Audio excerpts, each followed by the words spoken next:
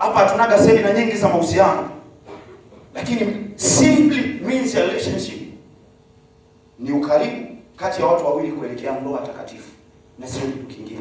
Kitu kingine chochote kinachofanyika nje hapo, this is not relationship. Mahusiano yako yakoje?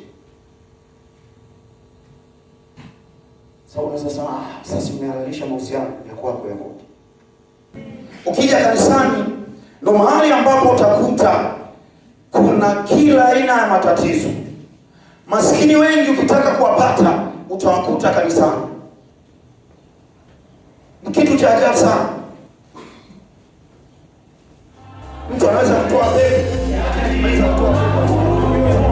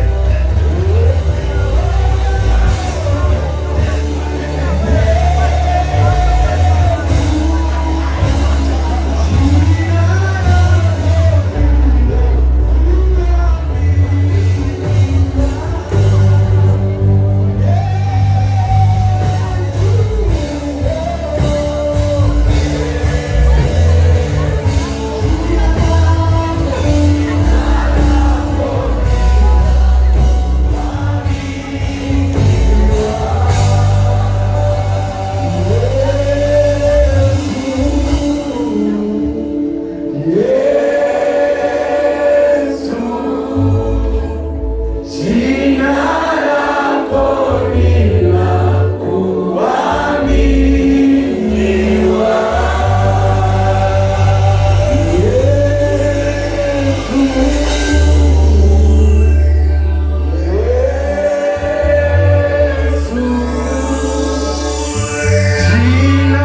lako ni la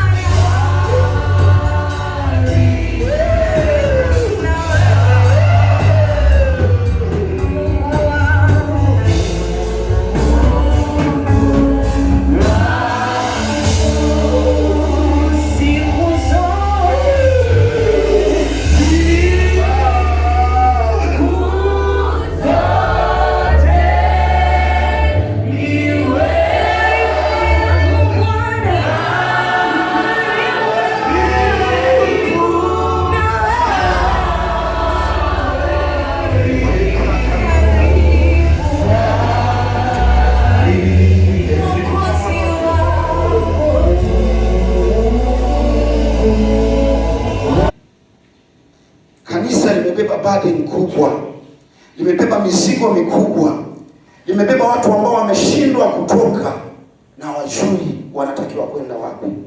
So today is your exodus. Leo ni saa ya kutoka kwako. Bwana Yesu asifiwe sana. Haleluya.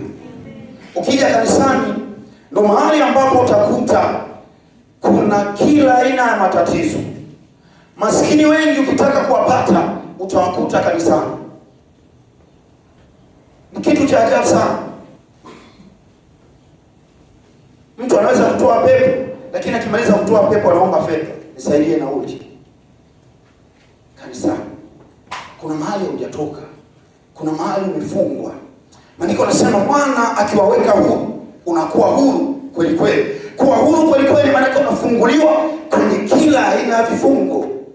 Sasa mimi sijui ni kitu gani kimefunga maisha yako. Mimi sijui ni kitu gani kimekuondoa kwenye uwepo wa Mungu. Anasema kumbuka, na nilikuchagua ukiwa mzabibu mzuri, lakini imekuaje umekuwa zabibu mwitu?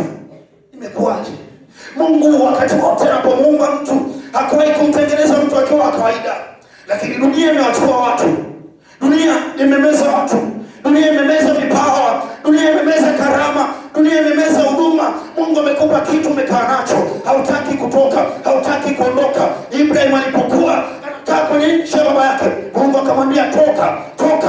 Manake kuna wakati unahitajika kutoka ili Mungu akutumie. Kuna wakati unahitajika kutoka. Sio lazima wewe kutoka kwenye mazingira. Wakati mwingine ni kutoka kwenye hali yako ya sasa. Wakati mwingine ni kutoka kwenye mateso yako ya zamani. Na ndio maana ukisoma ile Kumbukumbu la Torati 2:2 anasema mlivyouzunguka mlima huu yatosha. Geukeni mwende upande wa kaskazini. Inawezekana kuna upande umekumeza. Inawezekana kuna dhambi zimechukua maisha yako. Inawezekana kuna vifungo vimechukua maisha yako. Kila ukitaka kuchukua hatua unabaki pale pale. Kila ukitaka kusogea mbele unabaki pale pale. Lakini Bwana ana neno siku leo kwa ajili yako. Anasema kutoka kwako kumewadia. Anasema kutoka kwako kumewadia. Your exodus has come. Bwana Yesu asifiwe. Hallelujah. Haiwezekani tutembea kwenye bondage. Last time, I think 2 weeks ago, nilikuwa na seminar na wanaume. Nakumbuka ile day 1 nilizungumza kawaida na kuna watu wakaichukulia seminar kawaida. Siku yake ya kesho hakuja. Sasa siku ya kwanza Mungu alitupa neema. Hapa tukawafungua watu. Walikuwa wamefungwa. Watu wakachukulia poa kuondoka. Siku ya pili, Roho Mtakatifu aliachilia kitu cha ajabu sana. Kwa wale waliokuwa wanajua. Kitu cha ajabu. Hapa. Watu sio walikuwa 30 sio ngapi. Kitu cha ajabu. Tunajaa kanisani, lakini bado kuna vitu haviko sawa. Siku moja kuna mtumishi mmoja mkubwa sana Nigeria. Anafundisha sana kwa habari ya maombi sana. Kanisa lake linaomba sana. Lakini alienda mtumishi mmoja akiwa mgeni, wakati anafundisha kama hivi. Akasema ninaona kuna watu wanasumbuliwa na masturbation. Kuna watu wanasumbuliwa na usagaji. Kama uko hapa, sogea mbele. Nusu ya kanisa lote likasogea mbele. Half. Kanisa linaloomba kuliko makanisa yote Nigeria. Half of the church wamefungwa. Half of the church wamefungwa. Kanisani ni eneo ambalo limebeba watu waliofungwa, lakini hawako huru kueleza shida zao. Hawako huru kueleza matatizo yao. Mara zote Mungu alipomwita mtu alimpa uhuru. Ndio maana anasema mwana ukiwaweka huru mnakuwa huru kweli kweli. Kwa nini ukubali kuendelea kuishi kwenye maisha yako ya sasa? Kwa nini ukubali kuishi kwenye mwenendo wako wa sasa? Kwa nini ukubali kutembea kwenye kupelekeshwa na kawaida za zamani? Kwa nini ukubali kutembea kwenye maisha ambayo hayampi Mungu utukufu? Na ndio maana kuna vitu unaomba huwezi kuona. Anasema mnaomba na mpokee kwa sababu mnaomba vibaya. Vimata tu sio kuomba vibaya. Mata ni kwamba haujampa Mungu moyo. Ndio maana Biblia inasema mwanangu nipe moyo. Mithali 23. Mwanangu, nipe moyo, nipe moyo. God need your heart. Mungu anahitaji submission yako kwake. Peleka moyo wako kwa Bwana. Hauwezi kutoka hapo ulipo kama hautakuwa tayari kupeleka moyo wako. Hauwezi kutoka kwenye vifungo kama hautaamua kwa kinywa chako. Anasema hivi ya kwamba moyoni mwangu nimeiweka neno lako nisije nikakutenda dhambi. Kile kitabu cha Zaburi ya 119 na mstari wa 11. Maana mtu yeyote mwenye neema, mwenye kibali cha kuwa transformated ni lazima ana uwezo wa kuliweka neno la Mungu ndani yake. Sasa moyoni mwako umeweka nini? Moyoni mwako umefunga nini? Moyo wako umeshikwa na kitu gani? Mungu anapotaka moyo wako, maana anahitaji kubadilisha maisha yako. Mungu anapotaka moyo wako, maana anahitaji kukupa hatua mpya. Mungu anapotaka moyo wako, maana kuna future, kuna destiny ameiandaa kwa ajili yako. Mungu anapotaka moyo wako, kuna hatua mpya anakupa. Mungu anapotaka moyo wako, kuna success ameiweka mbele yako. Mungu anapotaka moyo wako, kuna utumishi mkuu ameuweka ahead of you. Ndio maana anakuita, anasema naye aliwaita wengine kwa mitume. Kile kitabu cha Efeso sura ya 4 mstari wa 11 mpaka 12. Naye aliwaita wengine kwa mitume, wengine kwa walimu, wengine kwa wachungaji, wengine kwa wainjilisti, na wengine akawaita akawapa kazi mbalimbali. Lengo la Mungu kuwaita, aliwaamini, aligusa, aliona mioyo yao ina utayari wa kumtumikia, ndipo akaanza kuwagawa. Mungu kugawa kwenye eneo lipo. Nikawa naongea siku ile, Mungu alitoa huduma 5. Revelation ya Paulo imeishia pale. Naye alitoa wengine kwa mitume, manabii, walimu, wainjilisti, wachungaji. Then huduma zingine ziko wapi? Kuna mtu ataniambia zipo kwenye Warumi 12 mstari wa 6. Hazitoshi. Hazitoshi. Ni zaidi ya pale. Haleluya.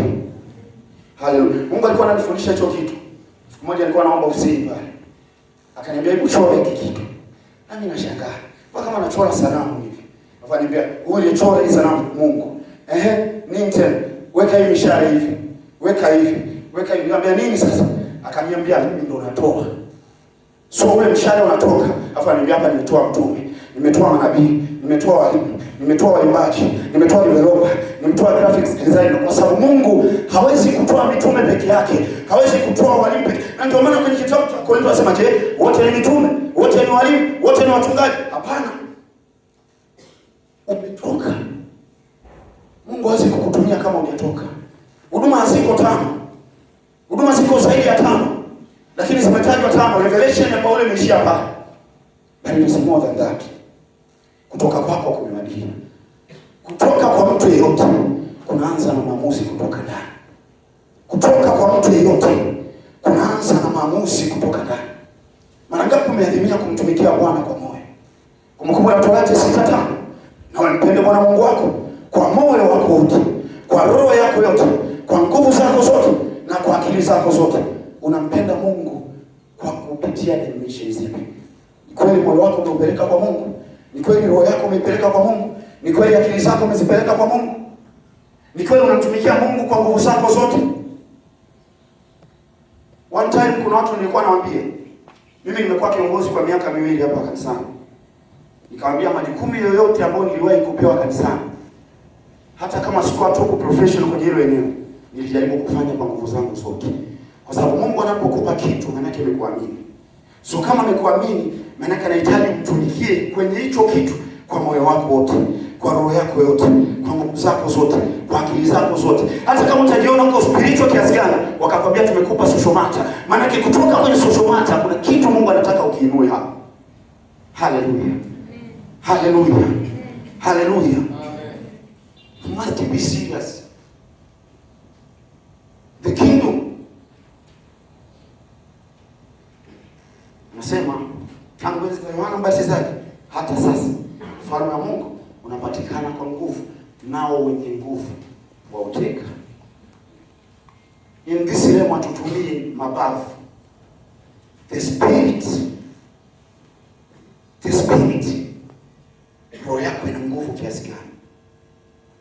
Ufalme wa nguvu wa Mungu unapatikana kwa nguvu, nao wenye nguvu wauteka. Are you powerful enough kuteka ufalme wa Mungu? Are you powerful enough kuteka kama alivyofanya Elia? Kuna mambo mengine tunaona kwenye maandiko lakini hayako kama yalivyo. There is a dimension you must reach ili uweze kuamua hivyo vitu. Anasema Elia alisimamisha mvua kwa miaka 3.5. lakini kile kitu hakikutokea tu. Power. Ili uweze kutoka, you must agree kutoka ndani kwamba nimechoka.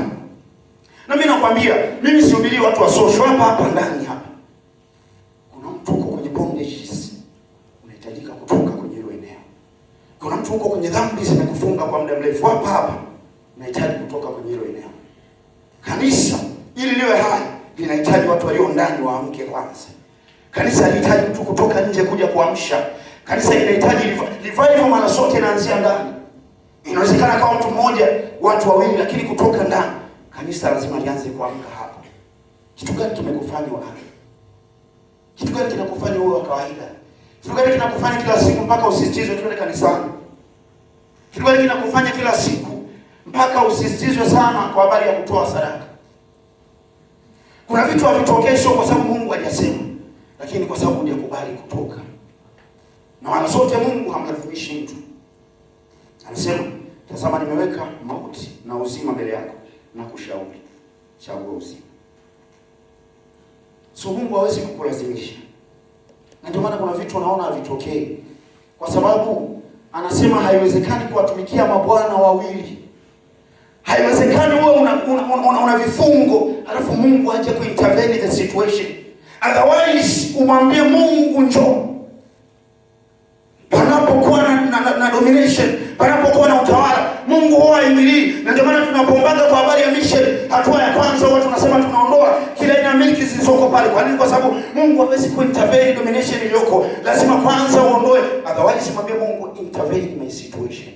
Maana ngapi nimwambia Bwana intervene in my situation. Intervene in my situation. Wewe ni shahidi wa maisha yako. Kuna kitu unatamani kukifanya. Kuna hatua unatamani kupiga, lakini hautoki. Uko pale pale. Leo ni saa ya kutoka kwako. Leo ni saa ya kutoka kwako. Huwezi ukaendelea kuwa kwenye maisha. Tumekuwa ni Wakristo wa majina. Tumekuwa ni Wakristo ambao tunasema tumeokoka, lakini in fact ni kwamba hatujaokoka. Na ndio maana unakuta ni Mkristo anasikiliza muziki. Watu wengine mpaka wanafuata status, anamwambia ndugu yangu, vipi post? Huyu alikuwa rafiki yangu wa zamani.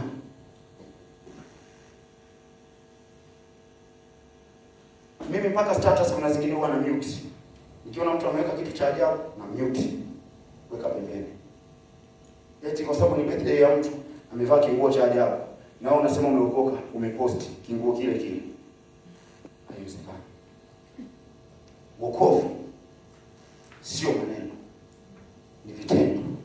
Paulo anasema injili yangu haikuwa kwa ushawishi wa maneno. It was full of demonstration. Mungu anaangalia moyo, lakini wanadamu hatuangalii moyo peke yake. Hicho kitu tunaweza kunote. Mungu anaangalia moyo, lakini wanadamu hatuangalii moyo peke yake. Kitabu cha Luka sura ya 17 mstari wa kwanza anasema, makwazo hayana budi kuja, lakini ole wake asababishaye ikimfaa zaidi mtu huyo jiwe la kusaidia lifungwe shingoni mwake akatupwe baharini. So the issue ya kutembea kwako, issue ya mwenendo wako, sio vitu vya lazima Mungu aseme. Lazima uamue kutoka ndani. Na ndio maana kuna mahali ya utoki. Sio kwa sababu Mungu hataki utoke, ni kwa sababu ya kawaida zako za maisha. Watu wote walioamua kuishi maisha ya kawaida walishia kuwa watu wa kawaida. Ukitaka kuwa mtu wa tofauti, you must act differently. Hallelujah. Hallelujah. Hallelujah. So nilikuwa nimeandaa mistari mitatu tu. Labda nikupe uandike. Torati 2:2. Kitabu kingine. Kile kitabu cha Mwanzo sura ya 12 mstari wa kwanza. Alafu kitabu cha mwisho Isaya 42 mstari wa 22. Ni mistari mitatu nilikuwa nimeandaa. Mistari mitatu nilikuwa nimeandaa. Kwenye Torati 2:2 anasema mlivyozunguka mlima huu vyatosha. Mimi najua kuna kitu umezunguka nacho kwa muda mrefu. Inawezekana ni miaka mingi unakizungukia hicho kitu. Inawezekana ni miezi mingi hicho kitu kinakufanya unarudi pale pale. Ngoja nikwambie, wana wa Israeli distance ya kutoka pale Egypt mpaka kufika Misri. Ukisoma kitabu cha Kutoka sura ya 13 mstari wa 17. Maandiko yanasema Mungu hakuwapitisha kwa njia ya karibu kwa sababu alijua wanaweza wasimwamini. So wanaweza kutumia wiki moja tu wakafika, lakini wametumia miaka 40, safari ya wiki moja. Inawezekana kuna mahali Mungu alitamani ufike, ilikuwa ni safari ya siku moja, ilikuwa ni safari ya siku mbili, lakini hujafika. Si kwa sababu hakutaka ufike, ni kwa sababu kuna vitu vimefunga maisha yako. Ni kwa sababu kuna vitu vinakufanya uzunguke pale pale. Wanaweza walikuwa wanazunguka kwenye ile milima ya Seiri, wanapita pale kila siku, wanaweka zile madhabahu, wanabaki pale pale, wanakaa, baadaye wanamwambia Mungu tunataka nyama, anawaletea nyama, baadaye wanamwambia Mungu tunataka mana, anawaletea mana, wanazunguka, wanabaki jangwani miaka 40, safari ya wiki moja. Kuna kitu Mungu alitaka akupe ndani ya siku moja. Alipoona hauko serious, kile kitu kikaondoka. Kuna kitu Mungu alitaka kiachilie kwenye maisha yako ndani ya saa moja. Alipoona hauko serious, kile kitu kikaondoka. Isaya 55 mstari wa 10 na 11. Anasema kama vile mvua inavyoshuka kutoka juu mbinguni kuja chini, ndivyo neno langu halitarudi bure. Alipoona hauko serious, alimtafuta mtu, asema nami nikatafuta mtu miongoni mwao aliye tayari, nikatafuta mtu. So Mungu akaanza tafuta mtu anaweza kumtuma. Akaona kuna mtu yuko tayari, akasema ni nani ni mtume, na ni nani aliyeko tayari? Akamwona mtu mmoja, akamtuma, akaenda kuifanya kazi. Kuna kitu alikupa, kuna assignment alikupa, ilikuwa ni siku moja, ilikuwa ni saa moja, lakini kwa sababu mazingira alikufunga, Mungu akamtafuta mtu mwingine. Leonard Bonke ni mtu wa 4 kutumwa. Yaani kitu alichofanya Bonke ilitakiwa kifanye mtu wa kwanza akufanye. Mungu ameenda anamwambia nataka ufanye hivi. Yeye jamaa akasema no. Akaenda kwa nataka ufanye hivi. Upeleke uinjilisti Afrika hapa amechoka, siwezi. 3 siwezi. Akaenda mpaka kwa mtu wa 4. Bonke siku moja anaanza kujieleza, Mungu unajua nifanya kazi kubwa sana Afrika. Ambia wewe ulikuwa chaguo la 4. Sikuwa nimekuchagua wewe. So Mungu kabisa alikuita. Mungu kabisa alikukusudia. Lakini kwa sababu ya kawaida za maisha yako, unabaki pale pale. Haleluya. Haleluya. Haleluya. Lengo la hili somo ni kuhakikisha unatoka kwenye vifungo. Ukristo unahitaji kumaanisha. Ukristo sio tu maneno, sio tu kusema nimeokoka.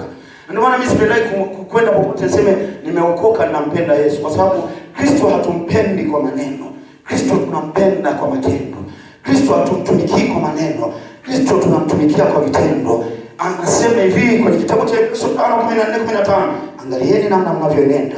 Maana Mungu wa ulimwengu wa roho unakaa mpaka mwenendo wako. Namna unavyoenenda in the realm of the spirit, ina uwezo wa kujitamani kiwango chako cha mahusiano yako kati yako na Mungu. So unaweza kuanza kupima tangu umeokoka, tangu umeokoka, mahusiano yako na Mungu yako vipi? Kutembea kwako na Mungu kuko vipi? Unaona kabisa kila wakati kuna watu ukitaka kupiga unabaki pale pale. Kuna mahali ukitaka kwenda unabaki pale pale. Ukiambia funga masaa 12, unasema mimi ikifika saa 8 tu naanza kutetemeka. Ukiambia funga masaa 24, unasema mimi bado sijazoea hicho kitu, siwezi kufanya. Ukiambia njoo kanisani uombe, unasema mimi bado kuomba siwezi. Utaendelea kwa kawaida hata lini? Utakubali kutoka lini kwenye kifungo kilichofunga maisha yako? Utakubali kuondoka kwenye ile eneo lini?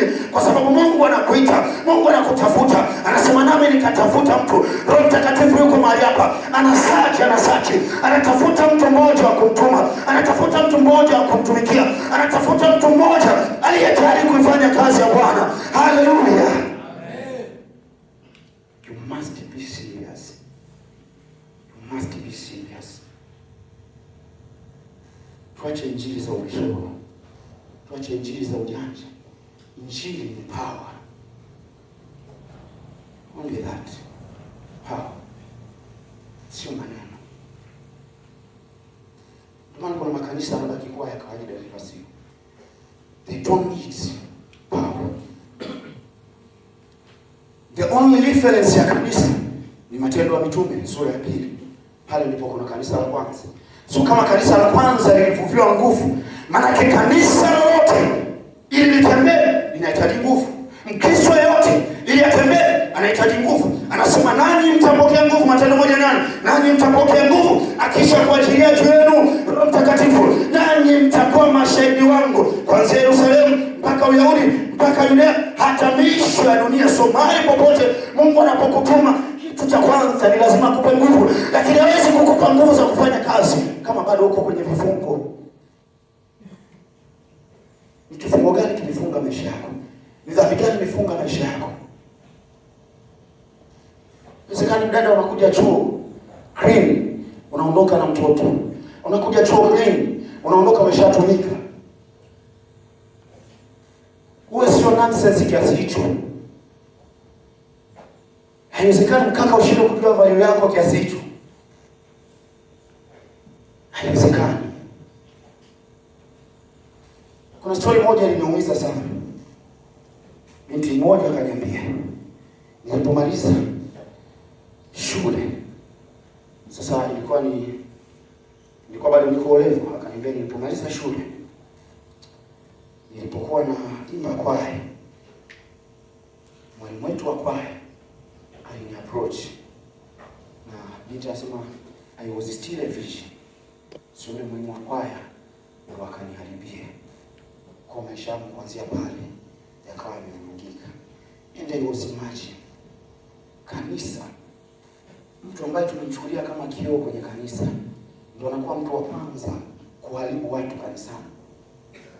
Kumbuka mwaka 2014-15 kanisa linalosali, kulikuwa kuna mwalimu mmoja wa kwaya, ni mzee sana, lakini anatembea na mtoto wa mchungaji.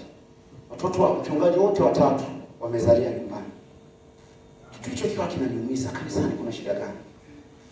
Huwezi kuwa mtu wa tofauti kama hautaamua kuwa serious. Ni dhambi na ni laana kubwa. Let's say mimi, let's say Yusufu, let's say Mchete, tuwe tunahudumu hapa, alafu mwisho wa siku sisi tunakuwa waharibifu wa kwanza. Yaani mimi ndio niwe mtu wa kwanza kuharibu mabinti hapa kanisani. I'm not joking, by the way. You may take it just easy, but this is the gospel. Gospel needs serious people. Gospel inahitaji watu relevant. Inahitaji watu walio tayari. Lazima uwe kutoka ndani. Binti hawezi kuwa msafi kaondoka mtu wa kawaida. Kuna binti mmoja mimi nimesoma naye miaka 3 anaondoka na mtoto. Sio kitu cha kawaida. Wewe unakwenda kuwa mzazi kesho, utajisikiaje? Injili ni uwezo wa Mungu kuleta wokovu. So siku ya leo mimi sizungumzii wa dada, sizungumzii tu wa kaka. Wewe uliko mahali hapa, anza kusearch kwenye moyo wako. Ni kitu gani kimekufunga, kimekufanya endelee kuwa wa kawaida? Hapa hatunaga semina nyingi za mahusiano, lakini simply means a relationship ni ukaribu kati ya watu wawili kuelekea ndoa takatifu, na sio kitu kingine. Kitu kingine chochote kinachofanyika nje ya hapo, this is not relationship. Mahusiano yako yakoje? Sawa, unaweza sema sasa umehalalisha mahusiano yako yakoje? Search your heart.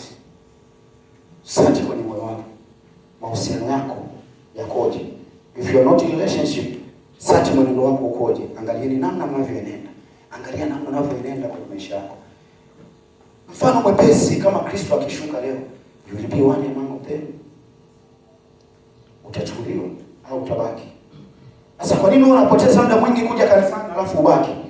Kwa nini unatumia muda mwingi? Kwa sababu sisi watu tunatumia masaa 4-5 kila siku unakuja kanisani. Sasa masaa yote hayo sio unafanya vitu vingine.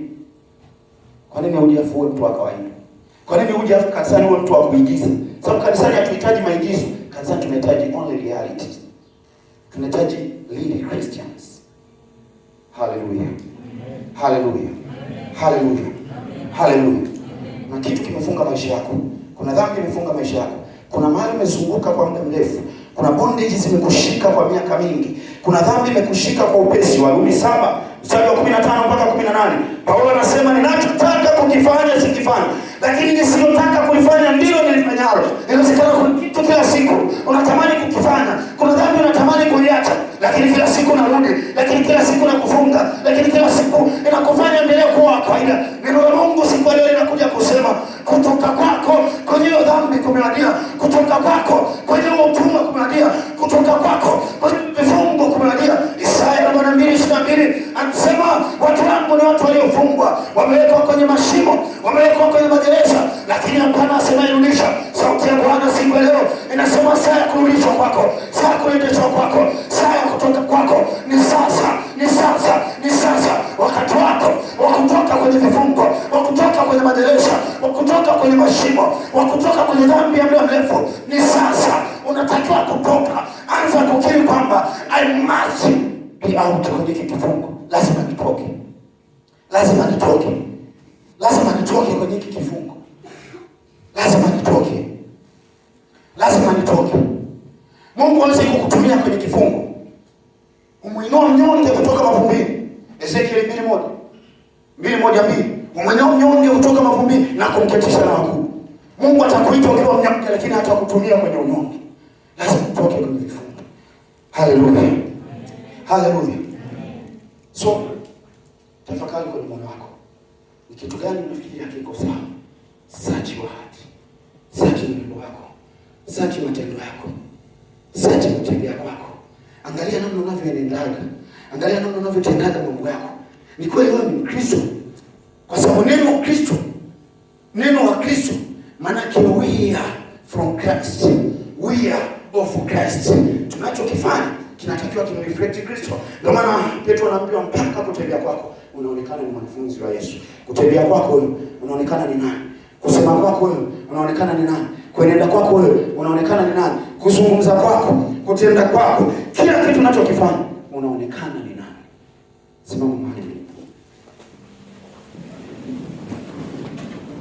So nahitaji watu. Utakuwa ni uongo mkubwa kuniambia kwamba wote mlioko hapa wameokoka. That's why I told you to search your heart. Search in your heart.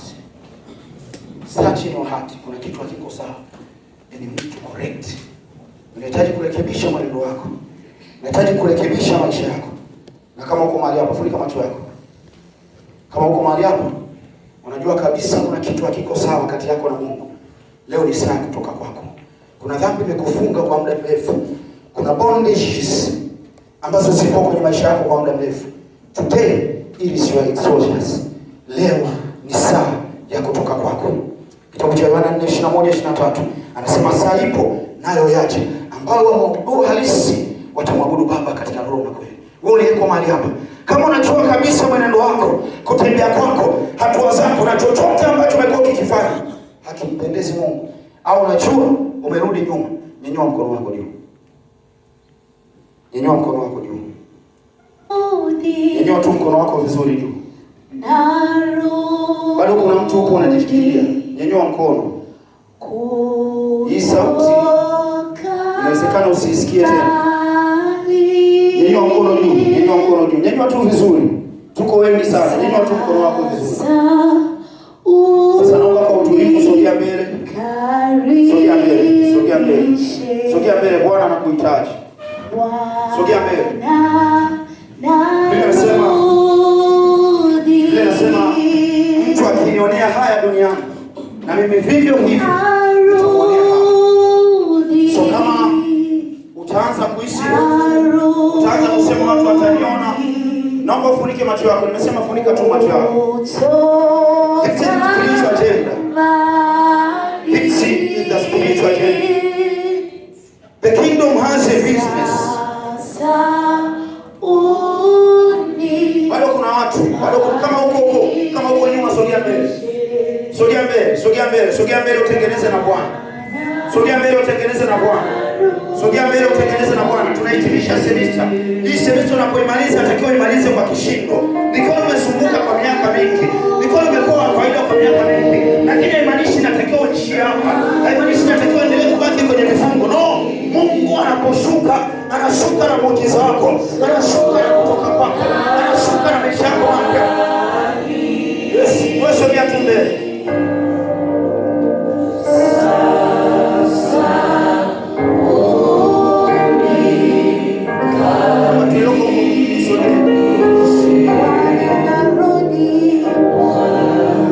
Yeah.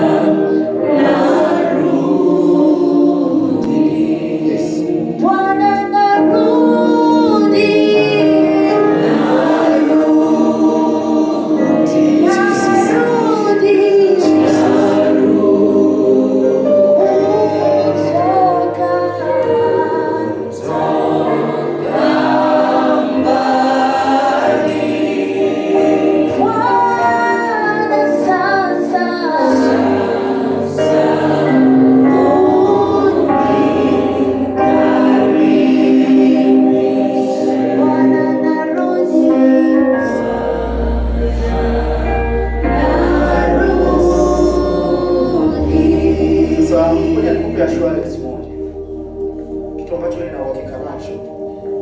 Roho Mtakatifu yuko mahali hapa, na Roho Mtakatifu amekuwa ni mwaminifu sana, amekuwa ni mwaminifu sana. Nimekuwa nikimshuhudia kabisa kabisa. I have been experiencing the power of the Holy Spirit a lot of times.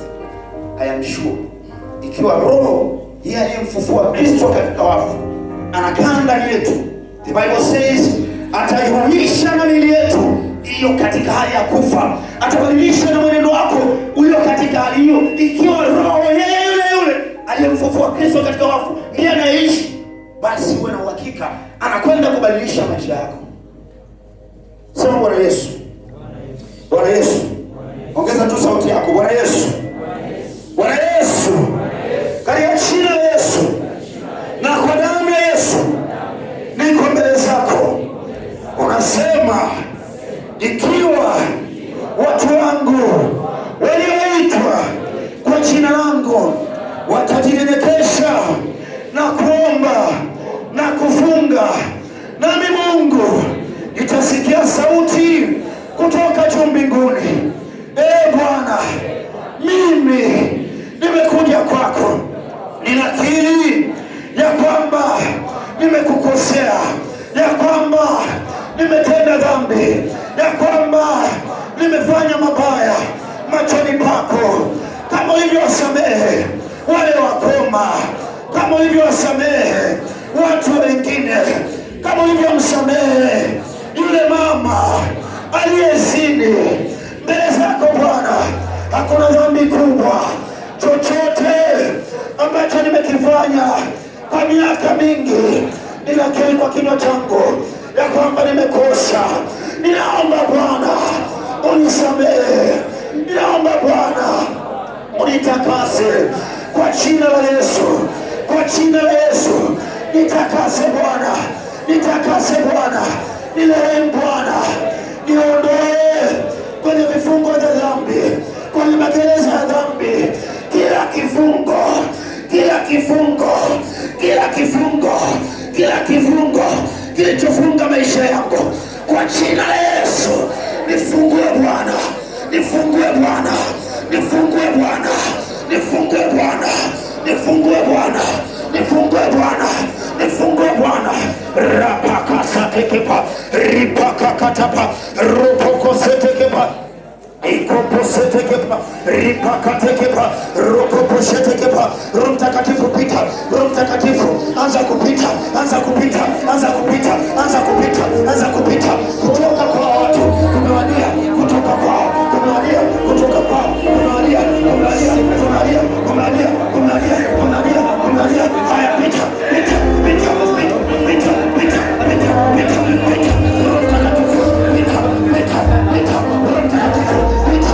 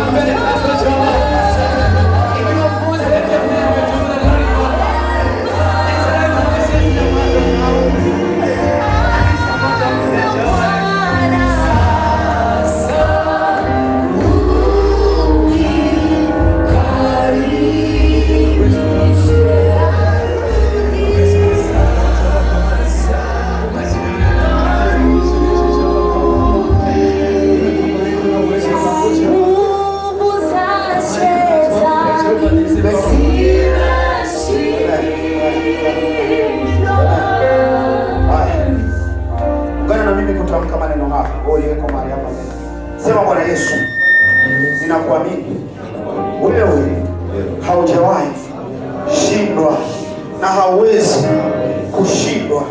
Katika jina la Yesu, ninachokiamini ni kwamba kushindwa kwangu umekushinda, kushindwa kwangu umekushinda, kushindwa kwangu umekushinda. Bwana, ninaamini tangu sasa kuna maisha mapya kwenye maisha yangu, maana hata imekuwa mtu akiwa ndani ya Kristo amekuwa kiumbe kipya, ya kale yamepita na tazama yamekuwa mapya. Any bondages has gone. Kila vifungo vimetoka, kila vifungo vimetoka, kila minyororo imetoka kwenye maisha yangu kwa jina la Yesu, kwa damu ya Yesu, kwa jina la Yesu. Mimi ni kiumbe kipya tangu sasa, tangu sasa, tangu sasa. Ya kale yamepita, yameondoka, yameondoka katika jina la Yesu. Usimtapie Bwana Yesu makofi.